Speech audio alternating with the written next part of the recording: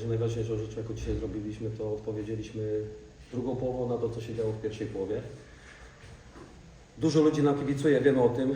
Ta presja, jak to zwał, tak zwał, bo to ciężko nazwać presją, to jest normalna rzecz, która się dzieje w piłce, ale na pewno jest spora i jej nie udźwignęliśmy w pierwszej połowie, bo pierwsza rzecz, którą chcieliśmy, nie dać się zaskoczyć Zniczowi na swoim boisku, który jest naprawdę dobrze zorganizowanym zespołem, wie co chce grać i to im się udało.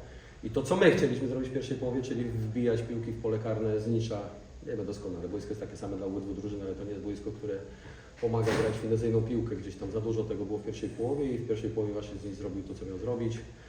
Druga bramka dla Znicza, no wiadomo, jeden z najlepszych piłkarzy, jacy grają dzisiaj na poziomie pierwszej ligi i Radek Majewski, uderzenie z lewej nogi 2-0.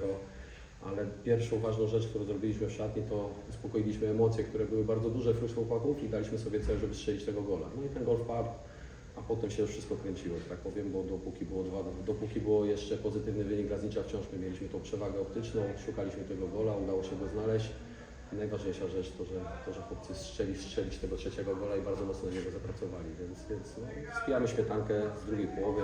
Na pewno pierwsza nas musi bardzo dużo nauczyć i trzeba wyciągnąć jak najszybciej wnioski z tego wszystkiego. Ešte nie sme šťastliví z toho výniku i z tego, jak sme odegrali druhú polovu, dlatego bych som chcel ten meč rozdeliť na dve polovy. Prvšia polova bardzo dobre vešte i po situáciách, ktoré sme chceli, sme vygrívali 2-0 i moja hlava to neberie, čo sa stalo v druhej polove, kde myslím, že bardzo komfortný výnik sme tratili. Za to by som chcel pogratulovať Odre za vieru k tomu obrutu i